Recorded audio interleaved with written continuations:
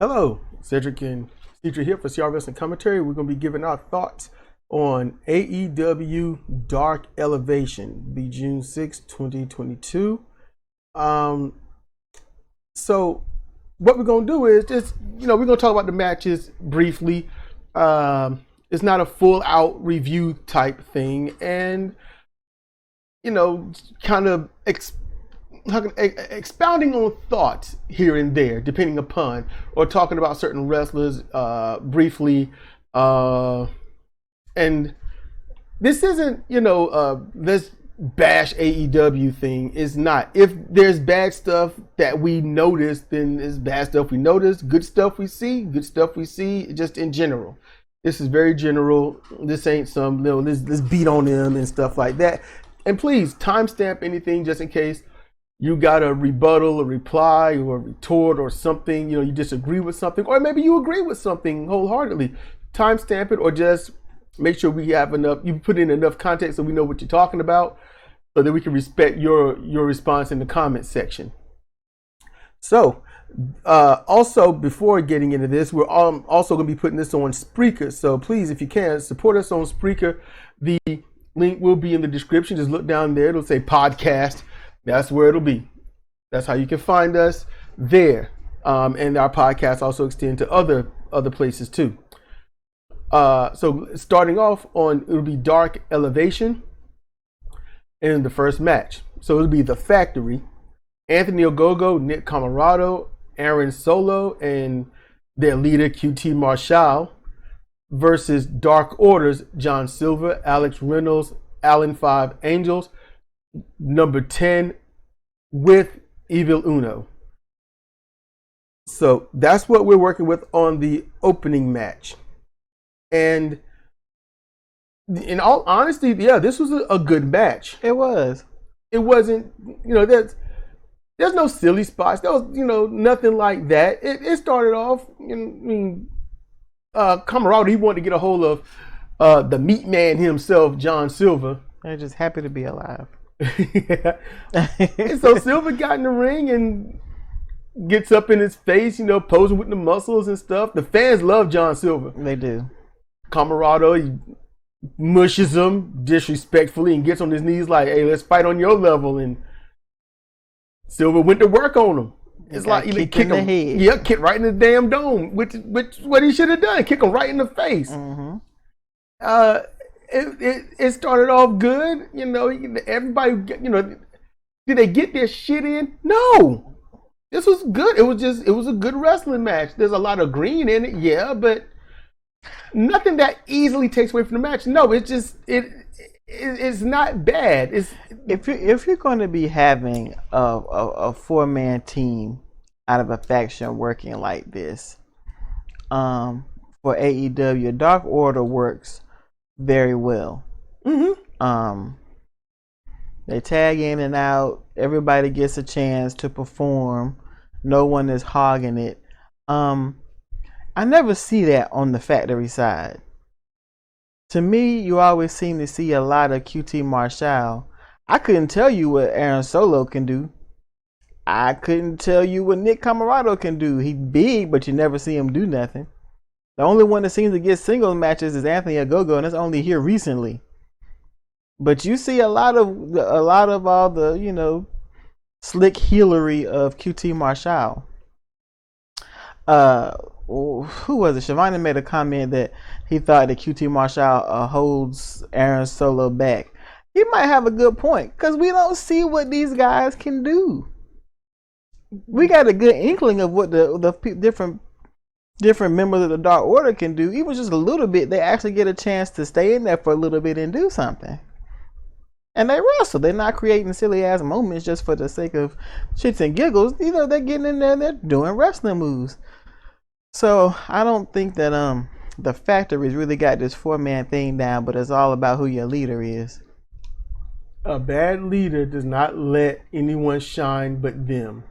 And that's the problem. As you pointed out. There was a point where I think Allen 5 Angels did I think it was Allen 5 Angels. Alan Angels that did the backflip off of 10. Oh no, that was Reynolds. That was Reynolds. That was okay, Alex Alex Reynolds. Okay, Alex Reynolds, and yeah. almost hit his head on the apron. He almost hit his. He just cleared it. It's stuff like that. Unnecessary risk. Yeah, it's an unnecessary risk. I can see if it was a pay-per-view or a major event. Just something like that event leading to the pay-per-view, and you want to get that right moment to get the crowd right there, and it could be the payoff leading into the pay-per-view. I can see that. Or, something that leads up to a major event that's not a pay-per-view. It's just, but doing it on Dark like this, and this is a good place to test new things anyway. So if that's all this is, then okay, keep testing, keep trying. Make sure you just get more clearance. Because the move was smooth. It was. It was just too close to the apron. It could have been a catastrophe. Close. Way too close. In the middle of the match, closer to the end, QT got the chair. Evil Uno got in the ring and took it from him. Aubrey saw Uno with it and ejected him. The crowd was like, oh, come on. I like that. That shows that the crowd is into it. Yes, they were very involved. Dark Elevation and Dark, their matches, the fans they've always been so quiet, more like, we're waiting for the main show to start. Yeah. But slowly, ever since it seems that they broke away from the main show. I don't know if they're still doing that, doing all of them in one take like they were, but if it's separate, and they in a static area, the fans get to learn these guys and whatnot. So that the crowd reacts. They like Dark Order. Yeah, they've become a fan favorite. 10, he gets the hot tag. He's in the ring. He's getting fed like a good old giant. Just give him all the lima beans and stuff. He's doing his part. He is clearing house, slams, punches, clotheslines. He's doing good. Camarado takes a fall to him, and Ogogo shuts that down. Allen is in the ring. He's the legal man, and honestly, it's a mismatch. Gogo gets the pop up right hook, lays him out. Normally he goes to the corner and wait for the 10 count knockout or TKO, but he goes for the pin in this one like he should. Mm-hmm. Like he should. This is a tag match. It's not singles. So you got to go for the pin because anyone could drag him over and get the tag. Exactly, and then you lost your opportunity. So smart. That was smart. That is attention to detail that AEW didn't have a year ago. Yeah, it shows some growth. So that's good. Now, before getting into the question, because I got a question for Cedra. All right. Now, I'm going to get to it. But first, Ogogo's left eye. She noticed his left eye was not right. I mean, of course, because it's the left. But, something was wrong with it. Yeah, explain. So, when he was standing there after he got the win, his left eye, it looked like it was narrowed. It was more shut. Like it might have been a little swollen around it. And normally, when you're in an area where there's light, your eyes reflect the light. That left eye wasn't reflecting nothing. It was weird. I don't know if it's a false eye that got damaged during the match, or if he did get damaged during the match and it's just he's fighting it off. I mean, if you're a boxer, because I saw him rubbing his face a little bit earlier, but I didn't put any stock into it. Just something I just noticed. He rubbed his face a little bit, massaged it, and I just moved on like the camera did. I didn't think it was anything important. So maybe he took some stiff damage there, and maybe his eye was swollen or closing, and he learned how to keep it from swelling too much in a short amount of time. We'll just have to see, because maybe it's always been that way. We just haven't noticed. Maybe. It's hard to say. So the question: what's your problem with the insecurity? Because Cedar says, insecurity should be banned. Getting all man. Why are you getting mad at the insecurity? Because it's overdone. Everybody does an insecurity and it looks like crap. They got to do the leg slap and it looks like it does no damage. People don't fall out to it anymore. It's just a waste. It's a waste of so much movement to do something that does no damage. I wish I could disagree with that. It's sort of like the foot jab now. Yeah. No, jumping up or in the air, getting horizontal, flipping your leg over and hitting somebody in the head for them to just stumble forward. Fuck that. You could just push them. Yeah, we got Irish whips for that. Exactly. It's the Inzaguri innovated but utilized by Antonio Inoki. That was a finisher, and if they didn't fall, the ropes held them up, or they dropped to a knee, or they fall flat, slowly getting up dizzy. It was a hard hitting move. Bad News Brown used it, called it the Ghetto Blaster. And his wasn't so great, but it was a finisher and it was respected as so. Now people are just doing it and it doesn't look impactful. You rarely see it look good. We saw one that looked good recently and I can't remember what show it was or who did it, unfortunately. But it just doesn't look good. Male, female, it was on big, small. NWA. Okay. It just really they look shitty. People need to work because the foot jab, for anyone is new, but look, I don't call it a super kick. I call it a foot jab because it doesn't do anything anymore. It doesn't do anything. If you watch the so-called super kick, watch the reactions of the wrestlers. It's the same as if they got punched. It's a foot jab. So that's what I call it now, a foot jab. When I do CR Fire Pro, a super kick is a super kick because it's used as a finisher or finish attempt anyway. Knock them down, go for the pin. So as much as I'm not a fan of Shawn Michaels, his move has been so bastardized. And it was created by gentleman Chris Adams. And we've seen people like, Glacier. He used it. Glacier did use it, yeah. Yes, he did. So did Perry Saturn. We've seen Bubba Ray Dudley do it a couple of times. But you didn't knock or do that, did you? Yeah. Yeah. We've seen that super kick from enough people, and it was a knockout move. Done. 3 count. And that's a pay-per-view possible kick out. Now, it's been watered down to a foot jab, and it sucks. It sucks. Just to have fun, it's been bastardized, and that's sad. I wish it could be brought back to prominence. I really do. But that's gonna do it for the first match. Overall, it was a good match. Yeah, first match. Yeah. It was good. Enjoyed it.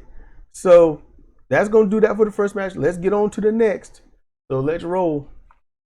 All right. So next match here is it features Serpentico versus Frankie Kazarian, and who comes out?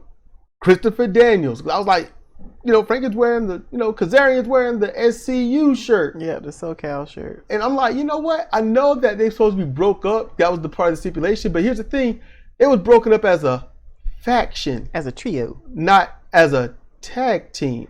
A 2-person tag team, standard tag team. So that's a loophole. Maybe, it's a little workaround. It's a hole made out of a loop. See,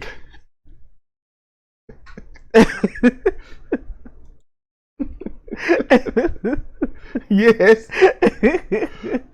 They started off with a pose off. Kazarian in the crowd like, mega yay. Kazarian got pyro and stuff. He did. He's been had pyro, but he's got more this event. And Serpentico, it was like boo or kind of ignoring him. And I'm like, last week they loved Serpentico. What happened? Hometown. So, yeah, that's true, ain't it? Kaz is at home. So yeah, it's default. Yeah. So they do their thing, and then they get the wrestle going, and you know what? It was a good match. Yeah, Serpentico usually do things and make a lot of slips and mistakes, and I've seen him hurt himself. But in this, Kazarian led this match, so Serpentico didn't do a lot of stupid stuff. But as Cedra had mentioned at one point, he's just feeding himself to Kazarian. He was just coming off the ropes and getting ate up every time. And then it got to the point where he just, I'm just going to ignore this, and he just started messing with Christopher Daniels. Now, I'm going to be honest with you. And going on the inside of wrestling, you know, if I was him, I'd mess with Daniels too. It'd just be fun. It would just be fun. I'd get out the ring and then I'd just shove him by the shoulder. What you gonna do about it? Huh? You know, just messing with him. It just be fun because it's. He went out there and had his fist with the whole put him up. Cowardly Lion. If anybody. Where's the Cowardly Lion from? Come on, guys. Come on, work with us. You know, put him up. Put him up. Put him up. And he won't leave him alone. Turns around and get knocked down by Frankie. They get in the ring. They keep wrestling. Serpentico gets good offense on him. You know, gets that nice side kick. You know, the side foot jab, the middle kick, DDT. But it's so short with almost zero impact. It only got a 2 count, which I'm like, it's a DDT. That should usually be the finisher, but at the same time, it was not much on it. Yeah, he dropped him about a foot. So I get it. You know, it ain't like Pimp Juice. That looked like it should be a finisher. You know, but that's Takahashi's move. You know. Okay, the kneeling DDT. Yeah, I'm like Pimp Juice. What? That's what he calls it. Yeah. So okay, kick out is rational, and then they wrestle. They get that thing. Frankie got his shit in, and he's just so beautiful in that ring. So clean. So right, and after the move, Serpentico gets to the outside. And then Frankie runs to the ropes, brings him in, as they used to say, bring him in the hard way, and brought him in, slingshot, ace crusher, beautiful. It was beautiful. If you can see from the side, you put some stank on. You can see him jerk that head like get to the mat. I love stuff like that. And they showed an overhead view too at the end after the 3 count. It was just poetry. Yeah, just poetry. Serpentico is really small.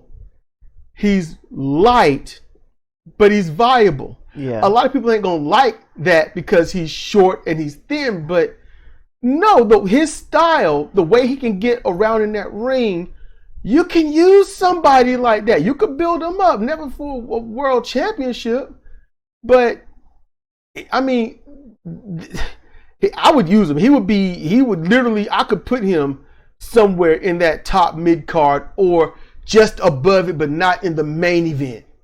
I could get him there. I know I could. But I mean, I see what someone can be used for. I'm gonna sit and be like, oh, he's small, so screw that. No, that's dumb. Yeah. It ain't like Micro Man. It ain't like him. His head come about 6 or 7 inches above the bottom rope. No, you cannot. No. He was a very small man. Yeah. But this guy, no, he's good. He's good. He took these moves well. He didn't do anything stupid. No, he didn't. And it didn't look like these two were protecting each other because they're good enough to wrestle like that. Yeah. This match was just a smooth, good wrestling match. Yeah, I enjoyed it. And the fans seem to enjoy it too. The fans are into it. They are really into it, and justly so. And I want to take a moment to let y'all know, if y'all are watching Dark Elevation, don't forget to listen to the commentary, because aside from commenting on the match, Mark Henry and Paul White are just silly as hell. They are a hoot. And Tony Schiavone is on this time too. It kind of throws off the 2-person dynamic, but he was getting in on it too. Yeah, Tony isn't up there often, but when he is and he gets back into the rhythm of their joke style, he's usually the guy that can set up the pins and then knock it right down. Yeah, he been rolling with it. They were a trip the last match, and they were a trip this match. I'm loving this because it's like we are fans listening to fans commentate about wrestling, but they were wrestlers. Mm-hmm. Big Show, Paul White, no more Big Show. He's technically still a wrestler. I don't think he's retired. He's chilling. Yeah, he's chilling. Him and Mark Henry are chilling. This is awesome. The commentary is just entertaining perfection. Love it. So Cedar's got a great point. Make sure you listen to the commentary, all right? Because it's funny. It's a different pace. It's a sports-based change comedy of pace presentation from the bigger shows. Yeah, This right here, they deliver it with that in-ring knowledge. They deliver it with what I would have done, or from a fan's point of view, what someone should do. I know a lot of people might not like that, but to me, it adds a lot of realism. Because you don't feel like you're sitting there listening to someone like, oh, I am so above you that I talk this way about the match and only I can understand it. No, they down there eating the popcorn, watching wrestling with you. I like that. I love that. Wishing for a hot dog. Get a hot dog. I think I talk about a hot dog at least once every show. When I get that old, I hope I can move like that. It's like, what you going to do? Go back in time? I know, right? Perfect. Just chef's kiss on the commentary. All right, let's get to this next match. Okay, so getting to our next match here. All right, so we got tag team action. We got Serena Deeb, the Professor, and we've got the Native Beast Nyla Rose versus Sky Blue and Yamashita Miyu. And this was a damn good match. Look, let me tell y'all something straight up. It seems like the better matches, by and large, are on Dark and Dark Elevation. Yeah, I've noticed that since I've been watching them with you. You know, national TV, they get the lights, they get the big picture, they get all this attention. All the big stars. But they don't get the wrestling. And they don't get as much crowd participation. Yeah, the crowd do. If you listen to the AEW Dynamite and sometimes Rampage crowd, it's standard chants, and I wonder if it's on the recording. But in this, they're cheering genuinely. They're quiet, genuinely. This is good. This match was good. It was. Yeah. It's probably the best I've seen Nyla Rose perform in a long time. Yamashita comes out looking at Sky Blue kind of like, why am I with this? I'm like, what's up with that? But nothing in her performance portrayed that. Yeah. She was a tag team partner. And she performed thoroughly. She was on point. Yeah. There weren't any mistakes. Yeah, I didn't. If there were, I didn't see them. There weren't no glaring errors. Nothing where you're like, what the hell are you thinking? No, it was smooth. The mistakes would be something tiny, something to tighten up on, or something. If you know, that's what it would be. But no, this is fine. Yeah, this was a good match. Yes, it was very entertaining. It was, you know, it pulled you in. You're not really hoping one team win or lose. You just end up just watching a wrestling match. This was really good, and honestly, I think be the main event, but it's not. Yamashita, she got I think it was Nyla Rose. No, I think it was Deeb. She got down. She did that spin kick. Yeah. And she spun a few times, jumped and cartwheeled to that laid out side kick, basically. Yeah, she nailed Serena with it. She was popping Serena with these high kicks to the chest. Mm-hmm. Okay, making sure to get above the breast, but not at the throat.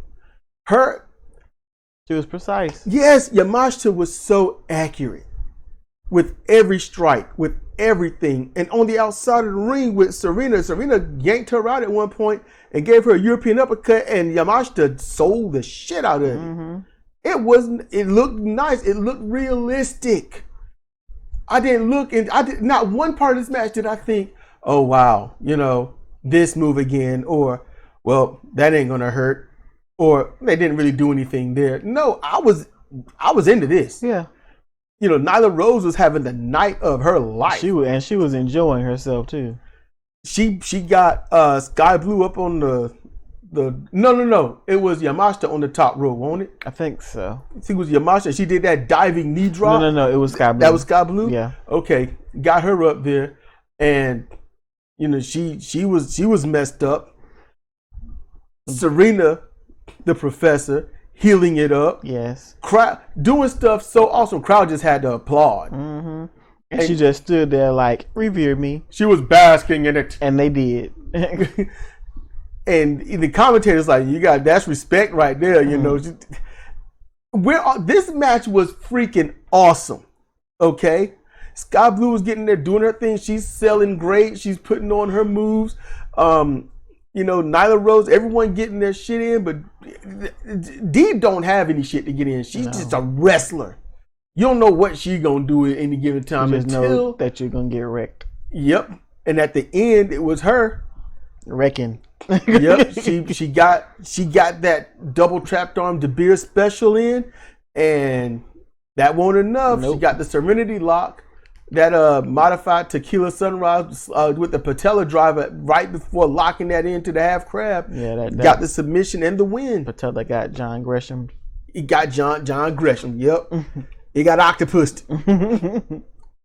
I mean that's the thing, right? It is now. You got it.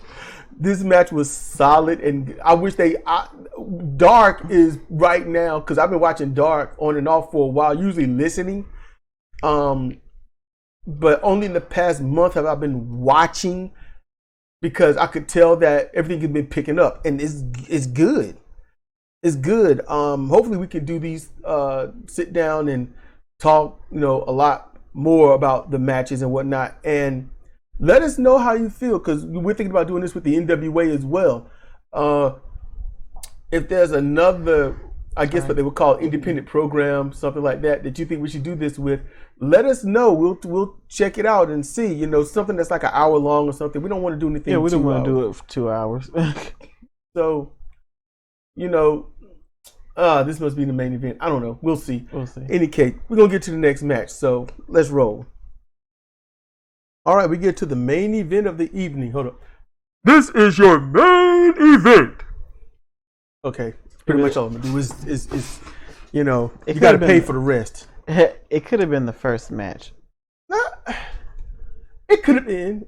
It could have been because the last tag match would have been a great end. Yeah. But not for what you're thinking. Well, at least on my part anyway. But anyway, this is the Wingman, Pretty Peter Avalon, Cesar Bononi, and the Hollywood hunk Ryan Nemeth. Which I made the comment. I would have made my name Ryan Nemesis. Just saying. I need to comment. I wouldn't have called myself a damn hunk. Well, it's his bit. It's his thing. It's his bit, and it's so dated. It is. It's so painfully dated. But that's what makes it work. I know what he's doing. I know who he's modeling himself after. Who? You ain't figured it out? Disco Inferno. Really? Disco Inferno in the 90s, he was dated. In the mid to late 90s? Yeah, Disco Inferno is obvious, yeah. That was... And it was painful. I at first it was painful, then I was like, wow. So, if I do offend the memories of him, it ain't gonna be long, but... Because I didn't see much of him. I didn't. But I liked what I saw, even when he was Cruiserweight champion. So anyway, it's those three. Okay, let me get it. Okay, Pretty Peter Avalon, Cesar Bononi, Hollywood hunk Ryan Nemeth versus Death Triangle, Pac, Rey Fenix, and Penta Oscuro with Alex Abrahantes. Good job. Thank you. So. The lights go out on the intro, and Shivani marks out, the lights are out at the key of form. And it's like 5 seconds go by. They're still out at the form. And then Mark Henry gets started. Are you scared? You want me to hold your hand? And Paul White says, that's not my hand, Mark. Layers of comedy with that. Oh. This match is predominantly a lucha libre match, and honestly, I like it. Here's the thing: they got the feet jabs going, and it was doing it. There was nothing wrong with anything that they did until they went outside the ring and did and it's not the dives to outside the ring. That's not the problem. It's the waiting that the opponent has to do. They got to wait for him to get set up and bounce off the ropes and run and jump. So you're the first one up, Cesar Bononi. Okay, He's the first one up. And he's got to look at Pac, get into position, look back at him, wait for his guys to get up and ready to dive. And then he's got to keep watching as they start to run. And then Cesar got to wait until everyone is ready before he comes out of his staggering daze while he's looking at them the whole time and then take the move. That's why it's so bad. Yeah. Darby Allin has actually gotten it down really well because he don't wait for them to be looking. They better be prepared because he's coming one way or the other. You're going to feel it. It's, the better people make sure there's not much wait time if there's any. And it makes it look better. Yes. The multitude like Rey Fenix, he got I think it was Peter Avalon up on Ryan Nemeth with the reverse atomic drop, and put him up on his shoulders, and then he drop kicked Nemeth's legs to make him powerbomb Avalon. Yeah.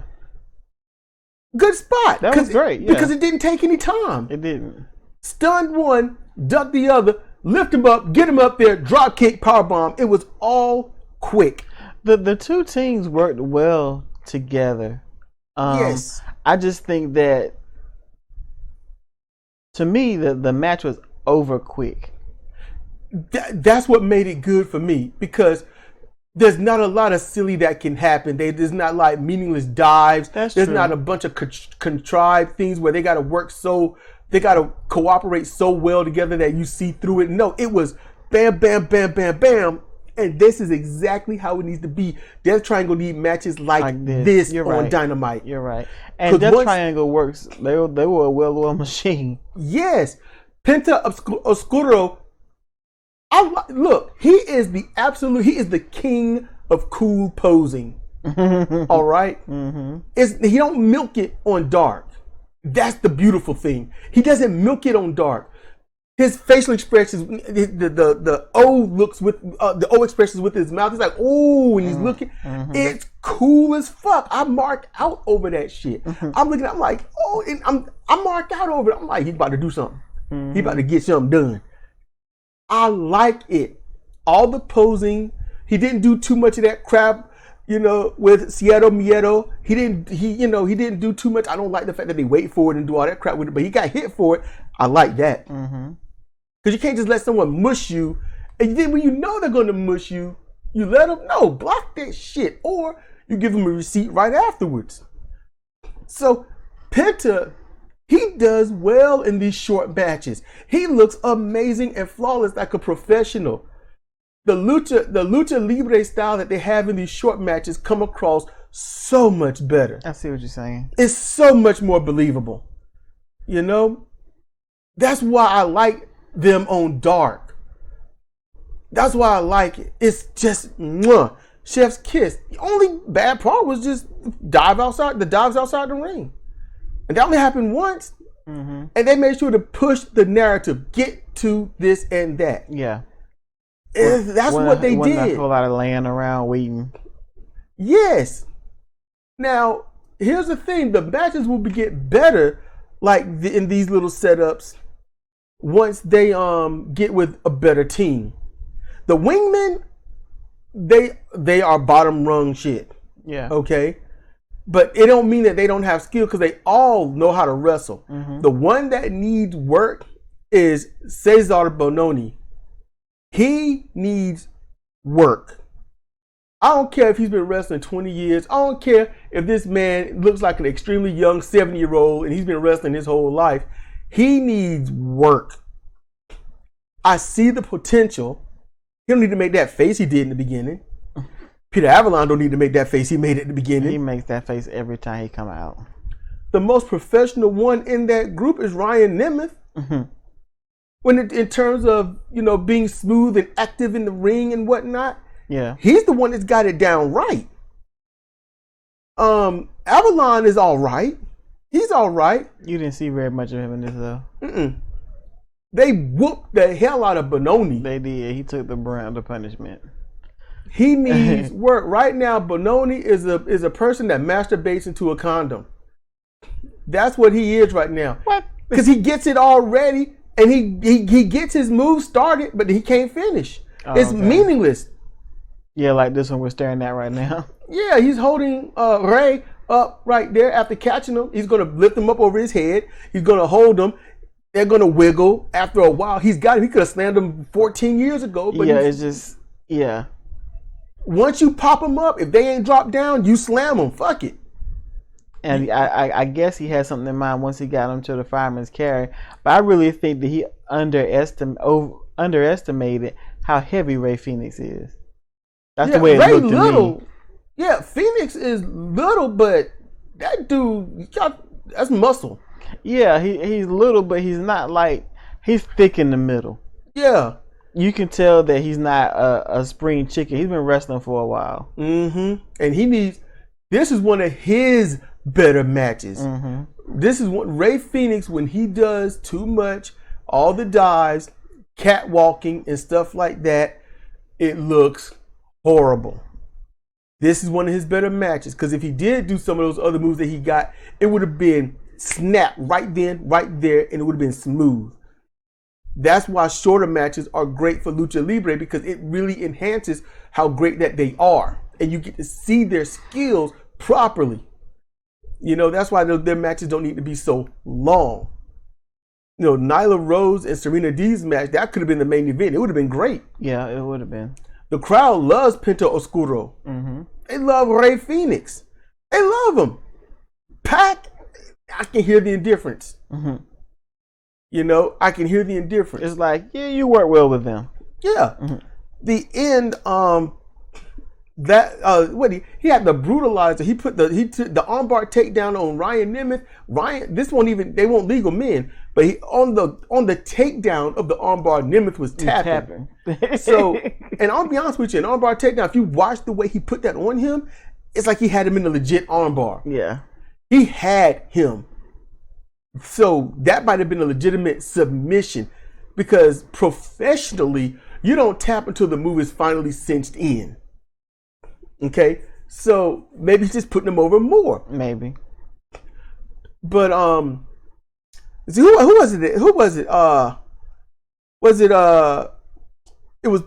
Penta Oscuro? Yeah, it was the double team, Penta Oscuro and Ray Phoenix, that got the finisher on. I think it was Peter Avalon. Mm-hmm. It was that Aja Khan special with the diving double foot stomp. Okay. Combination. Penta with the pin for the win. And they closed the show out, and I mean, it was a good match. Just one hiccup that I didn't like, the diving outside, but other than that, it was a nice, smooth, good match. That's Lucha Libre I can get with right there. Short, to the point, showcase your skill, don't go overboard, make it look effective. Even the flips and dives are not ineffective. It's just the waiting time to get to the opponent. That's it. Other than that, when they bump them and they fall outside and they're already coming off those ropes, that's a chef's kiss right there. It's like a fight. You don't give your opponent a chance to get their bearings. Mm-hmm. They got to earn that. Let your opponent earn their comeback. You know? Don't let them be like, hey, what you doing? I'm waiting on the bus. You don't want that. You don't want the bus waiting. You know, so other than that, Dark, honestly, when it comes to the quality of wrestling, Dynamite has a lot of ground to cover to catch up to Dark on how the matches are, match quality. Dynamite needs to function as if they only have 1 hour. That would help. Wait a minute. They do that with Rampage and mess it up. I don't know what it is. Maybe the people that are hungry and not so well known, they just go out there and wrestle or something. Or I don't know. I don't know what it is, but on Dark, everyone performs so much better.